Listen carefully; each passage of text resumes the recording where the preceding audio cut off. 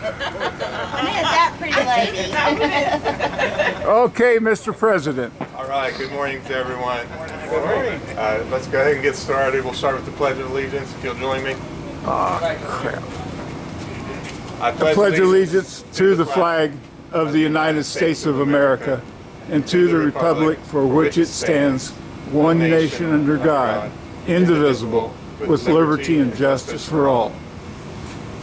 Glenn, would you please do the invocation? Yeah, and for newer members, Rotary has various invocations that you can look at and use. So today, since we're doing an assembly, I thought this prayer might, or this invocation might be more appropriate. Let's pray. Almighty God, as Rotarians, we have each accepted a responsibility far beyond our ability to completely fulfill. We ask for your blessing upon our club and its activities. Help us to select and engage ourselves in activities that meet the four-way test, and may our conduct be exemplary when dealing with one another and those around us. In Christ's name we pray. Amen. Amen. Can I show the picture? Yes. A while back,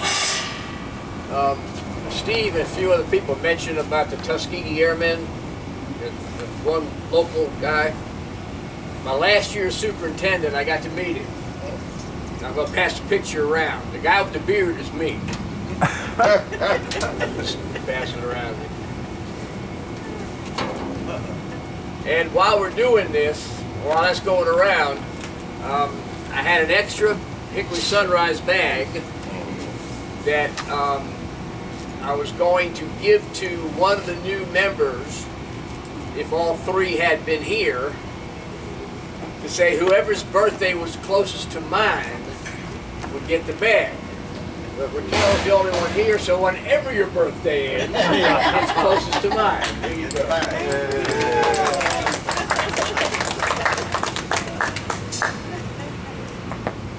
So Rick, how many pictures of famous people do you have just laying around? Because last week you brought a picture too. I got one of me and Jerry Lewis at home. I used to be a television co-host for the Musco District Telethon in Winston, and they sent me and another co-host out to Las Vegas for the training. Everybody got to meet him out there. Pretty cool. Well, good morning again to everyone. Thanks for coming out this morning for another sunrise. Next week we actually have, as a reminder, a visit from our district governor. I believe that's next week, October the 7th. 2 weeks, sorry. 2 weeks from now. I did email him, and he said he's looking forward to it, planning on coming here to join us at the sales. Hopefully weather will be all right for that, but if not, if that alternate location is still available, we'll do that. But David Wechter, is it pronounced Wechter? Okay, David Wechter, our district governor, will be joining us on October the 7th. So, kind of in preparation for that, and also just to kind of talk about club business. Every once in a while we have club assemblies that we use as kind of planning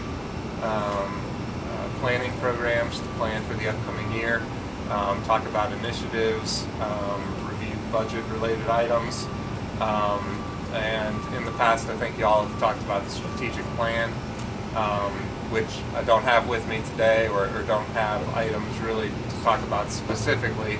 But I did also want to give the opportunity for any of the officers, the club officers, to give a report if they have anything that they wanted to report on, or anyone else for that matter. If there's just anything that you want to discuss or bring up, this is the opportunity for us to do that without a set program for the day.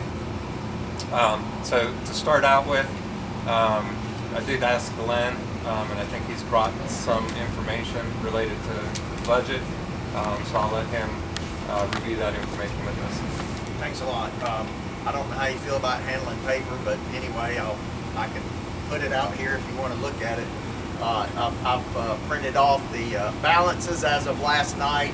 It's still showing our CD, but that's in the process of being rolled over into our checking. But I wanted, particularly maybe newer members that didn't know, we have a checking account and a CD, and the CD is matured. So I'm in the process of working with BB&T and Club Meeting to move those monies out of the CD into the checking account. We have access all the money. So that amount's here. We're solvent, so we're looking at about $25,700 in total amount. So I'll just put it there. I don't know, some folks don't want to touch other things, people are mad. July and August reports are here. As you can see, there's not much activity because we haven't gotten a lot of money yet. We have been sending money out. As you can see, I've paid our dues to the district as well as international. The CVCC Scholarship Fund check cleared from June during August, so we're in good shape there. Not reflected is the CART first quarter payment that I made of $125 per our budget, I believe. And so I'll take any questions. The CART through this morning is $515, Phil.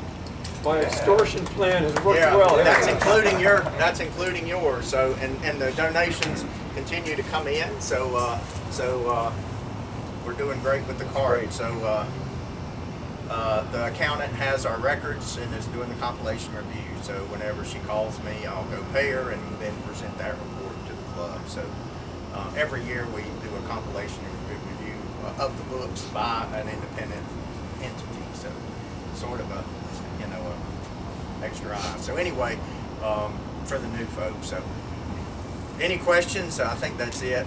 But thanks for letting me share that. But we're in great shape. So financially. Can we give a reminder as far as the I forget for the scholarship to CVCC, how much that is and how often we give? Right. Each year, typically, I believe, and Rick can correct me because I know he makes the arrangements for Miss Teresa Biggs to come, but at our annual meeting, we typically will present an amount. Last year was $1,000. Of course, we did it. We met at Dr. Toy's house and for our annual meeting, but the amount budgeted last year was $1,000. I believe $1,000 for this year, if I'm not mistaken. So that's presented to CVCC, and she usually runs our annual meetings and changeover of officers. She's from CVCC. I think she's over the foundation or something there. So That's right. So we would present that check to her. So it's to support scholarships at CVCC. So. And it used to be 5,000 Yeah. before our funds began to drop. And hopefully we should be able to do 2,000 again this year.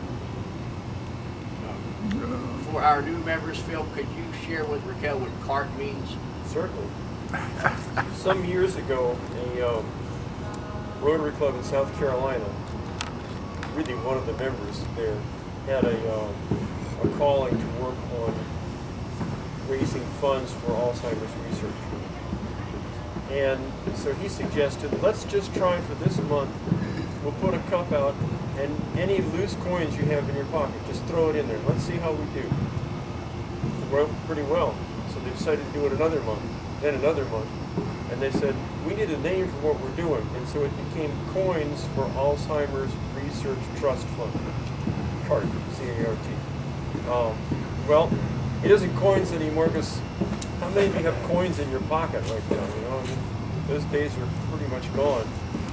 So now we rely on extortionists like myself to get funds from. We have the CART fund.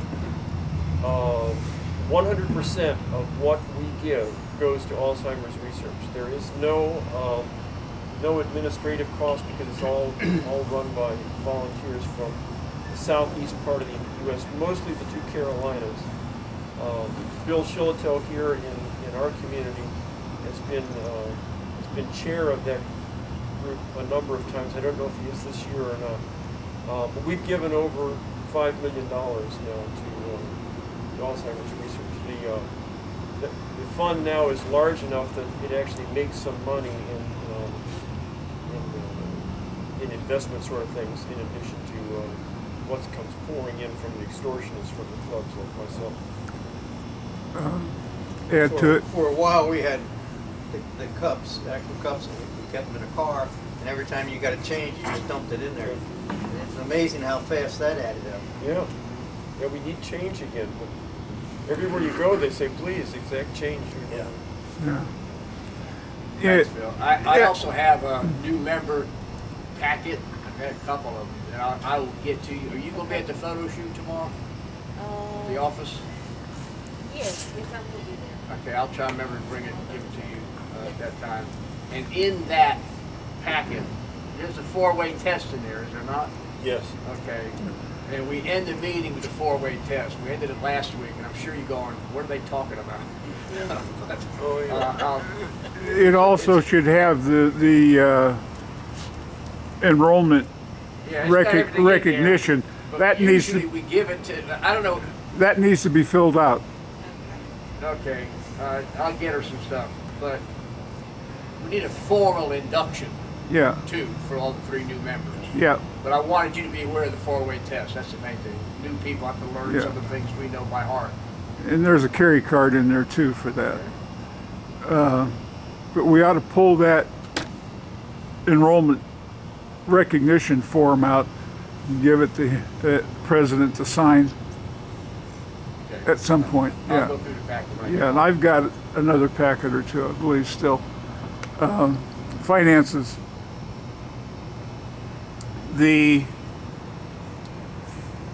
One of the key features of we're also into zones. 33 and 34 we're in, which goes from up above Virginia all the way to Belize. One of the key movers and shakers in that is now a member of the Rotary Foundation trustees, and he has taken it upon himself, like the CART fund, to light a fire under a subject that's near and dear to him. And that is, we have Rotaract and Interact, which it involves young people, but he didn't see that as being proactive enough.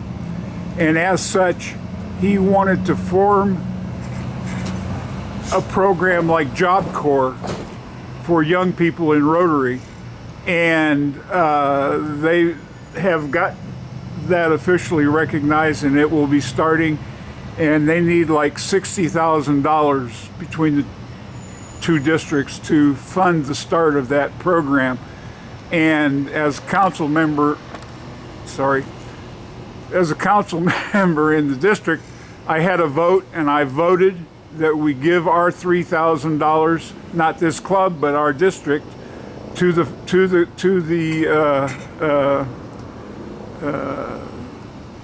zone to fund that activity. So you will be seeing things shortly about, in fact, David may even mention it when he gets here in 2 weeks, the start of that program, because we authorized him to go ahead and send the $3,000. They had to be in by close of business on the last day of the month. So we went ahead and voted, and I'm sure he has enough votes to send that money on in. Do we want to take another minute just to kind of talk about budget? I know this is a kind of an odd year, budget related, but again for Raquel and for on the video for new members, just talking about what our typical fundraising activities are, where our budget has been in the past and where it is now, what we've allocated this year, and what our plans are so far. Just kind of recap. Yeah, I'll be glad to. About 5 years ago, maybe, one of our members came up with the idea of holding a dance, and we would provide food for the dance. And the first one we did was a very small one at the 1819 warehouse, or whatever that. Yeah. We had a little combo come in. We made barbecue. He made barbecue. We served it. It had a nice little thing. Well, we expanded that, and ended up at Holler Mill, with a live band to come in, and went from there the next year to Moretz Mill, and we were bringing in good money. We had 2 dances a year. We were netting close to $20,000 profit over the 2 dances, and we used to make $2,000 a year net profit. So all of a sudden we had more money, and then we decided, what do we do with it? Well, eventually we made up a budget, and we had meetings where we would talk about income and outcome, and We actually have a line item budget. I'll get you a copy of that. And things had been going pretty good up until last year. And the dance we had at Halloween did not work. A lot of people who used to come didn't show, and our income was severely reduced. We were able to get money from the Oktoberfest. We were notified by the Hickory Downtown Development Association that they were looking for people to help serve beer. And they had 2 locations. One somewhere around here. Basically right in here. Yeah. And then one with that new building they just built, a big parking lot. That was a big one. But we manned the one up here. We ended up with $2,900. Didn't cost us anything. And so that really helped. So we began talking about informing this year's budget. Could we have a dance? We discussed that a long time, whether to have a dance, but we decided to go ahead and do another one. And we figured income from Oktoberfest. Well, then COVID hit. No dance, no Oktoberfest. And so we don't have any income right now. And so what we're looking at is making sure the outgo is, and we have money thanks to Glenn's good record keeping and things, that we can give money out to people we promised we would give it to. So we're okay there, but the issue is fundraising. And I hadn't shared this, but 2 weeks ago, right there, I was talking to Amy Ogle, with the association, and talked about, lamenting the fact that we don't have an opportunity this year to make money. And I said, but if and when you do Oktoberfest again, keep this in mind. She said, you're at the top of our list, and we're going to do it over there next year. And I said, good. So she's already got us figured that when they do Oktoberfest next year, we'll have a spot. So we'll be able to at least put in. And Mrs. Waller here volunteered. Regina volunteered to sort of be the point person for us. She worked her tail off, and she wasn't easy fish, and she got sick one night, and she went back and forth between both sites, because we had volunteers at both sites. I think you and Bob and worked down there, and many of us worked up here, and she wore herself to death, making sure that everybody was covered. You said you're gonna be there, make sure you're there, kind of stuff. They gave us so much per person that volunteered. Yeah. So the more people we had volunteered, the more hours that we had done. Yeah, there were 2 sites up here. One was for beer that you guys were all at, and then there was hard liquor. Barbara's tasting That's right, tent. yeah. And it was another one of those things, I kind of forced people to come in from work to help us. So, but we had a good time. I mean, it was really good. And you can check IDs, so if you didn't want to serve, you Yeah, can check. you So can check. there are people That's that what we did. prefer We not to checked serve, so IDs. we checked IDs. So there are some things, you don't have to, serve if you don't want to. You don't have to compromise your ideals. And Rick, when you said over here, That parking lot there, I believe, what she's talking about. Behind The area. Regina's The bank one is behind my where they bank. hold the farmer's market. uh-huh. So They're gonna that's- put the main one there? She said that at the big parking lot there. I Sorry. have never seen so many people in my life. You were down there checking IDs while we were, Yeah, it was amazing. Yeah. there was people everywhere. It was. Well, they've added the parking lot across the street from the post office now. There's a lot of parking there that didn't True. used to be. And up towards our friend at Market on Main, there is street and other parking. It's going to be crowded as all get out. At least they are planning and they have a good idea That's where they good. want to go and how to do it. So that. I like that they're thinking of us first, because Yeah. I Yeah. think, And I was real happy. She said, "Oh, you're there. Don't worry Good. about it." So that's. We have had some other ideas pitched as far as fundraising activities within the past year or so. One of the big ones that was thrown around was the idea of like a lacrosse tournament. Help me out. Was there? Fruit sales is not on the list. Just so you know. We used to sell oranges. Oranges and grapefruits are not on the list. Flowers. Roses. We did roses. But a lacrosse tournament was thrown around. Were there any others that were thrown around that I'm not Gosh, remembering? Yes, we held a car show twice. Yeah, but as far as new ideas, I can't. I know we wrote them down, and I gotta go back and look. But fundraising is an issue.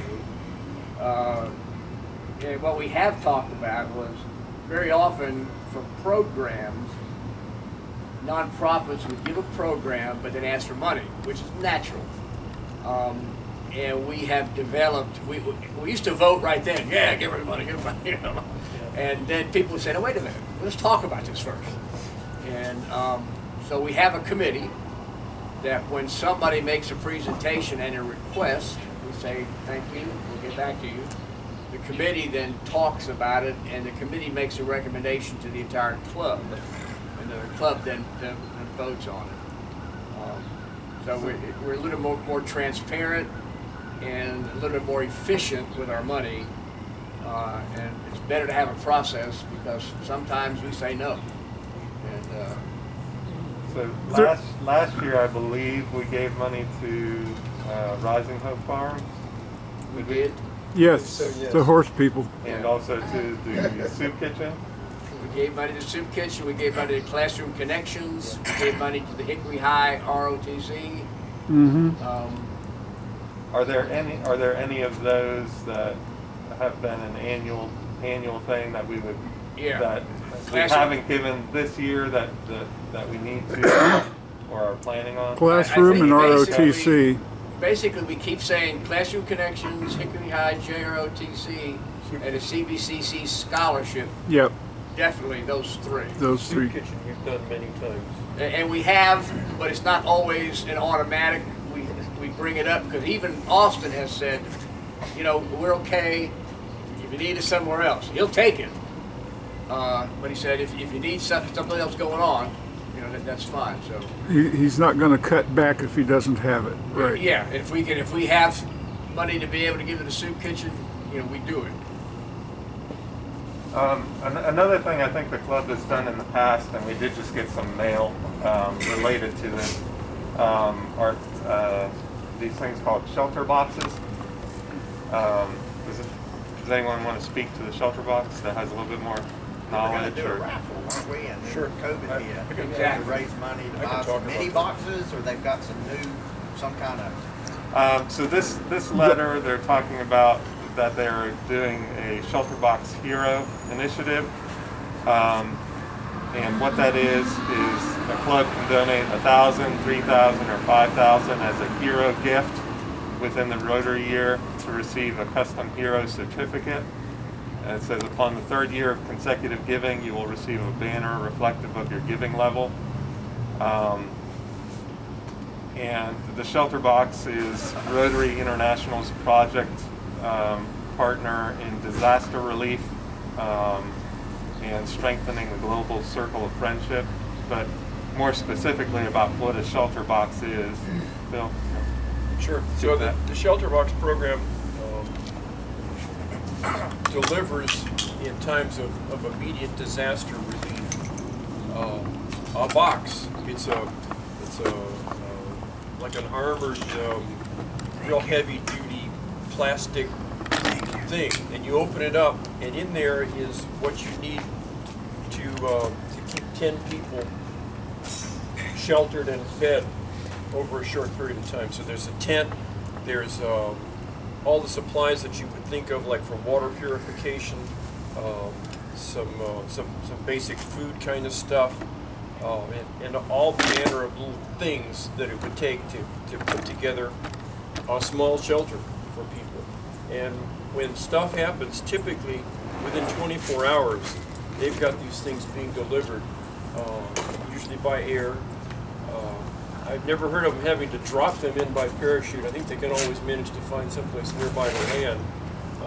But they're Johnny on the spot with tens, hundreds of these things, depending on the size. Do you remember of the disaster in Puerto Rico? Was it mudslides years ago? Anyhow, adjacent to their main dump, there are still families living in their shoulder box tents. Wow. Yeah, we've a couple of times have had a chance to look at one, and it's remarkable how much stuff they cram into. To a box. Yeah, about the size of the table, and maybe a little bit bigger, and about yay deep. Something that two people could pick up and carry, and they're on pallets ready to go, worldwide. It's a worldwide organization. I think we had budgeted 2,000 for that. We were going to have a raffle to sell raffle tickets, and Kenny had actually printed some up. Yep. And then, as Glenn said, Remember, Rob Conrad was the champion for that, as I recall. We did provide shoulder boxes, if memory serves, for almost 10 years without fail. We have pretty good track record with shoulder boxes in the past, even when we didn't have a lot of money. One other piece of mail that we got, just so y'all are aware, this is from Cooperative Christian Ministries. It looks like they're doing a fundraiser, which is a farm to fork, expand the table. It's Thursday, October the 1st, and looks like they're selling picnic baskets for two, take and bake picnic baskets. And there's just some information on here. They're also doing a 50-50 drawing, which is $10 a ticket. And selling beer and wine as part of the to-go picnic basket things. You can purchase beer and wine as well. So there's a thing for reservations by Wednesday, September 23rd, and contact information. But I'll just set that on the table in case anybody's interested in looking at that. I would like to remind everybody, just as a matter of easing the pain and strain, we are not good salesmen as a club. Selling tickets, selling oranges, selling virtually anything becomes a chore, and the Pareto rule applies. Less than 10 to 20% of the club does all the sales. And so, in consideration of what we might want to do, we might want to rethink the minute it says sell what we're going to add as our activity. I hate to be... No, you're right. So, You're right. Yeah, we're good at doing. We're not very good at selling. Yeah, that's very true. And we had that discussion related to the dance as well, because there was it's challenging, and it seemed like certain people had a lot more connections with people who came to previous dances. well, once the beach, forgot what do they call themselves, the beach shakers or shag dancers. shag dancers. Once they quit supporting us, they got distracted by a dance. They took our main band and our date down in Charlotte and killed us that year. And we eventually withered because we didn't make any ticket sales. We had a silent auction. A dance scheduled for this year, the next month. And it was a good date the week before Halloween. The band already agreed, and we thought we'd give it one big push. But then this happened, so no dance. Yeah. And we did have a fantastic band last year. And the same band was coming back. They had us on their calendar. They did. But any other discussion? Anything anyone wants to bring up related to budget this year, either fundraising or giving or just in general? Yeah, when Phil talks about extortion, you'll hear from me about dues. And that's why you won't normally sit by me after you learn all this. That's why there's not a lot of, because I'm the guy that tax collector. But our dues are $65 a quarter, and 25 goes to foundation, if someone wants to speak to that. Rotary Foundation, and then the others go to district and international dues. So the foundation, I don't know if anybody talked about that. Well, as part of Rotary Foundation, since Ron started working again, he couldn't be foundation chair anymore, so I've been filling in the minimum amount of necessary time to keep it supplied with response from the club. one of the things you will, if I do my job, start to hear me push a little bit, and that is Jim and I, in addition, a nice feature about this club, every quarter 1/4 of our needs for foundation giving are drawn and sent to Rotary International, to the foundation. Okay. But they also have a direct dues checkoff where you can give a fixed amount every month from your checking or credit account, and that goes to the same place. And Jim and I have both been giving through the club and giving directly by checkoff. Richard is a sustaining member. What's your rank? Sustaining. There is a program where you can sign away your life, or at least part of your insurance from your life, at the end of the run, and you can make a significant contribution of trust beyond that. But they got us last week like this. Dump truck's not going to leave. He's going to sit there and he's going out and pick all these buckets up. Anyway, there'll be some incentive to add a name or two to the regular monthly checkoff. The thing is, what does a foundation do? Okay, Rotary International is not a charity. Rotary International is technically a fellowship. Okay, the Rotary Foundation is a charity. It is the financial arm of Rotary International that supplies monies for projects and giving and benevolences and emergency trusts and things like that. The foundation is the realized charity worldwide that Rotary is recognized for. And part of your dues go toward the foundation. So you're actually contributing, we all are, $100 a year. $25 of the $65 that you send each 3 months, $25 goes toward the foundation. So you're giving $100 a year automatically. You'll get a statement in the mail from thanking you. Yep. But there's something called a Paul Harris Fellowship.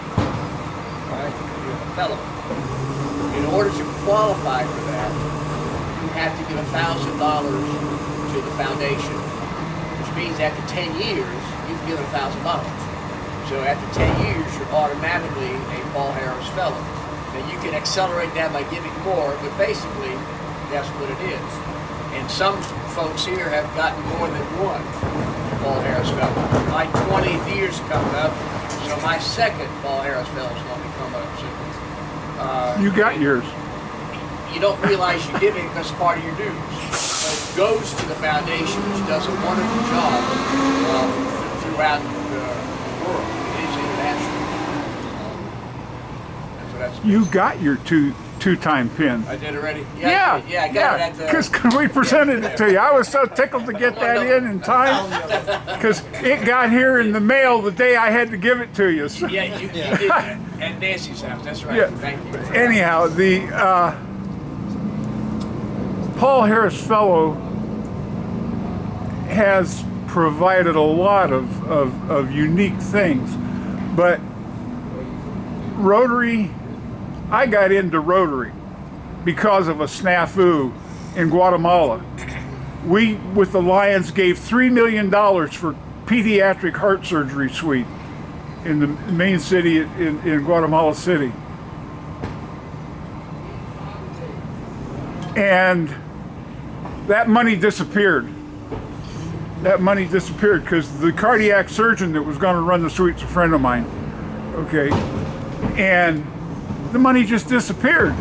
And he's crying because of the lives he couldn't save. And their life rate in the cardiac hospital was 7.5% of the kids they got they could save.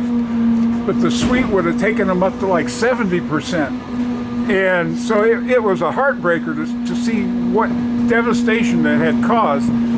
And when I got back, we started tightening up the rules for how monies were given internationally. Accountability, traceability, proof, receipts, all that. And I was glad to see that. It's become a real nuisance in terms of trying to get grant money and give international grants, but it's been worthwhile in terms of avoiding problems.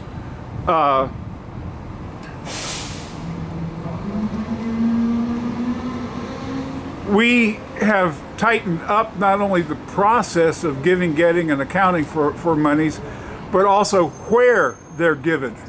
For the last 4 years, we've had what they called 6 areas of focus: education, child welfare, water and sanitation, peacemaking, and we just this past year added a 7th. So there are 7 areas of focus, and the monies and the projects that Rotary will embrace as part of the foundation program have to fall in one of those 7 areas of focus. So, which you'll get all that in your literature. It's called a Paul Harris Fellow because Rotary was started by 4 men in Chicago well over 100 years ago, one of whom was Paul Harris. And the other distinction is one of our local guys, Lair, his uncle was one of the 4. Yeah. So we have a local attachment to the founding committee. It was same last name, Lair. Yep. 4 guys was. So like I said, I was going to give the opportunity for any other club officers. Several of them aren't here today. Steve heads up our membership committee, or is chair of the membership portion. Bob talked about foundation. Lynn is Polio Plus. Phil talked about CART. Cinda is diversity and equity and inclusion. Glenn, treasurer. Bob is also, Bob is also secretary. Is there anything else kind of secretarially? Keeping up with? Not really procedurally. Yeah, I guess one thing, we are unique in one way. Most Rotary clubs have an executive committee. Okay, we've been small enough, and clubs district-wise are divided into small, medium, and large. And we have, for the longest time, been a small club, under 25.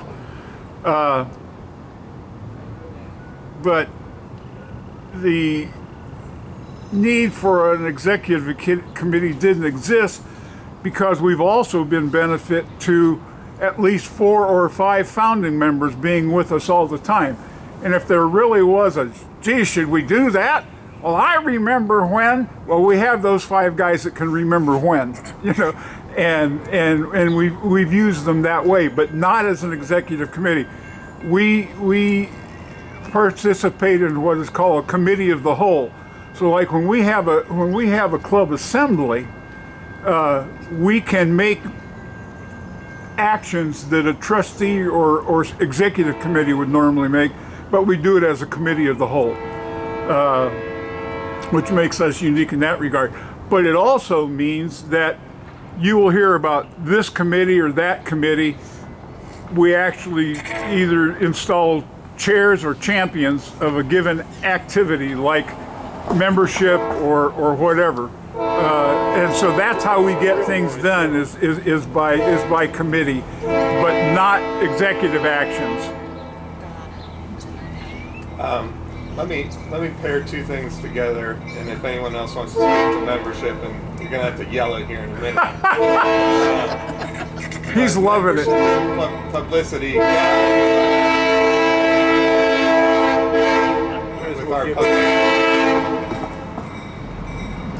I'll cover publicity for a minute while you got that subject. I can yell loud enough to bury him.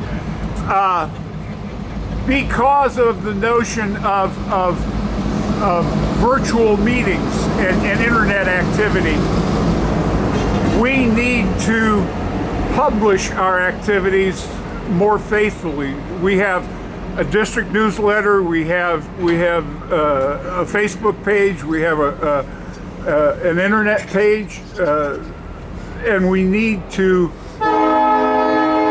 historically what we've done is just use the local radio station and newspaper for recognition. But they're emphasizing now that we really need to strengthen our publicity and image effort to try to get the world to know we exist. And in that regard, we've been at Polio Plus for 75 years. It'll end, or since the miracle of Hickory, it'll end this coming year. And it's been the single largest benevolence that Rotary International Foundation has chaired. And that's been maybe $1 billion. I apologize. I don't remember the number, but multi-millions of dollars. And we're down to just 175 wild cases or something worldwide, and in only one country. Two countries. Two countries. Not Nigeria. They're clean now. Afghanistan and Pakistan. Yes, yeah, the stands. Two stand countries. But two of the stand countries. Hopefully that means that, like smallpox, we will have put the virus to a level where it can't resuscitate itself.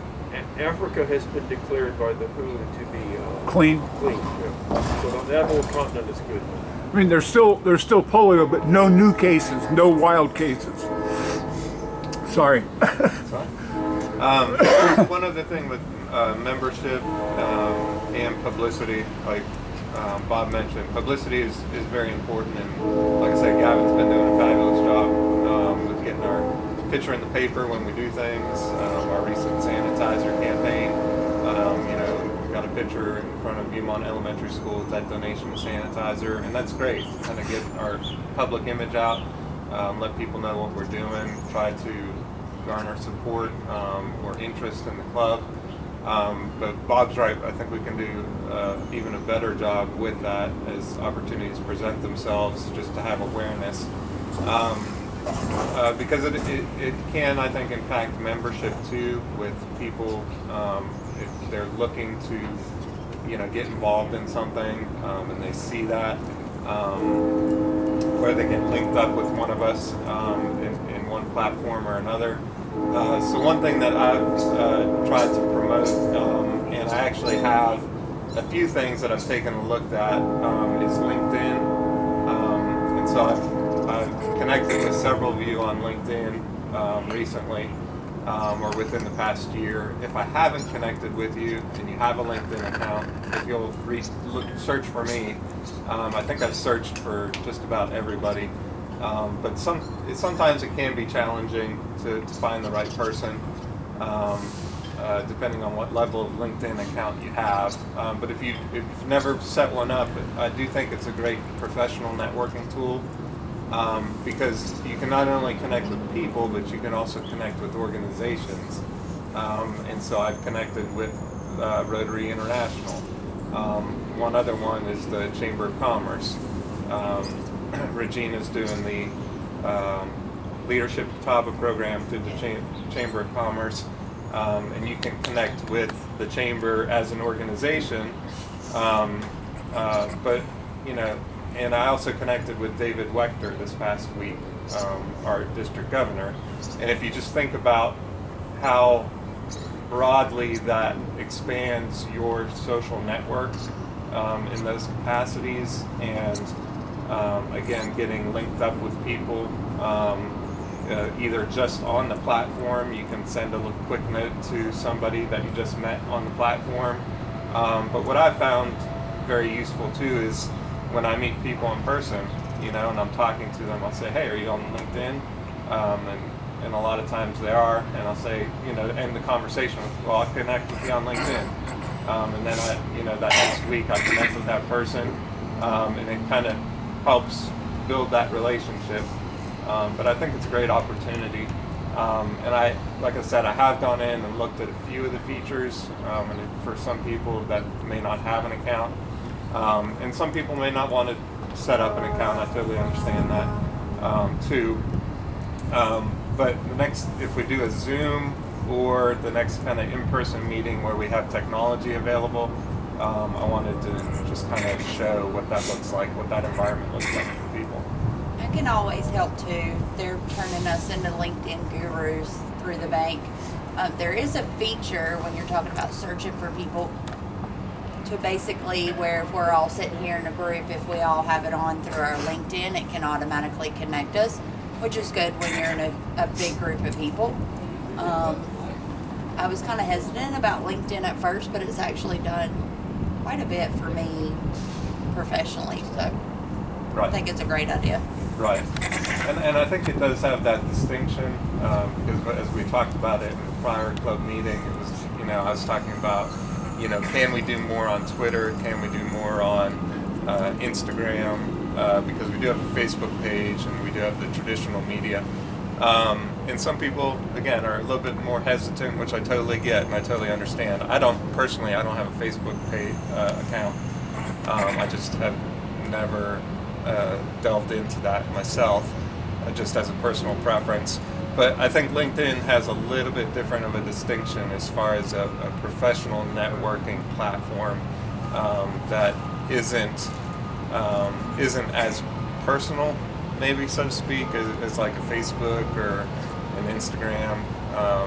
But I did take a look at it. It looks like we do have a Twitter account. We do. I don't know who set that up, if Gavin set that up at some point. Probably did. We can take on the president. But we do have a Twitter account. And again, I haven't used it, but I see it used for our organization, for CVCC, and other organizations to just send out a quick blurb about an activity that you're doing, and getting it out there. For people to view and for exposure, and again, hopefully maybe trying to, but I think at the same time, the traditional methods of membership, trying to seek out new members. Does anyone want to speak about their experiences with that, or just in general talking about just recently have Rick, I think there's a veterans organization.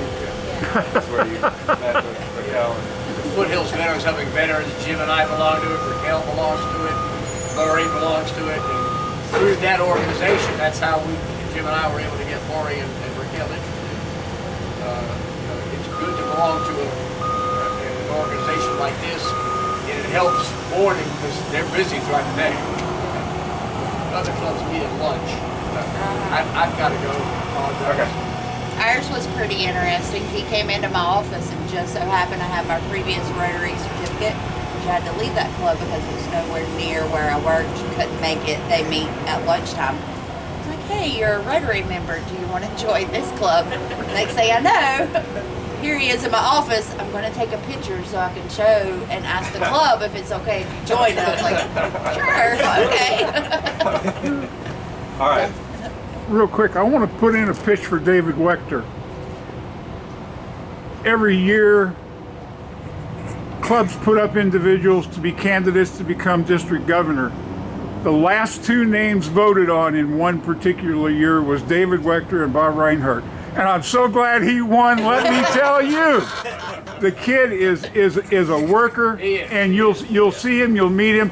Don't miss his visit here, because it's well worth getting to know him. He's a dynamo. I will say in 2 weeks, so we have it on film, that if we end up having to use at the bank, if you park in the parking lot where the drive-through is, little alleyway between the two buildings, there's a employee insurance store that says employees only. I'll let you up through there and we'll go straight upstairs. But I'll email it to you too. All right. Good. Well, I think we've covered a lot today, talking about kind of where we're at in time, the history of the club, and where we're at currently. But those are some things as we move forward to continue me thinking about, one thing we didn't talk about was service projects, which Richard's the chair of the service. But Richard, hopefully you've caught some of the past few meetings where I've talked about what Bob mentioned about the 6 causes of Rotary, and talking about linking up with other local entities. A few that I think might be especially important would be the Women's Resource Center, the Chamber of Commerce, and the Catawba Valley Interfaith Council. So if anybody knows anyone that's affiliated with any of those entities, I think those lend themselves well to 3 of the 7 causes that we could potentially link up with and maybe think about some type of service project or something to that effect for the upcoming year or next year. Excellent. I have the contact information for Women's Resource Center. I actually work with them. So I could always give that to you or reach out to Casey. The seventh area of focus, by the way, is equity and diversity. So, and Cinda is chair of that committee, and Steve's on it, and I used to be the district representative for equity, and anyhow, that's the 7th area of focus now. All right. Well, if you all join me in the 4-way test. Of the things we think, say, or do, is it the truth? Is it fair to all concerned? Will it build goodwill and better friendship? Will it be beneficial to all concerned?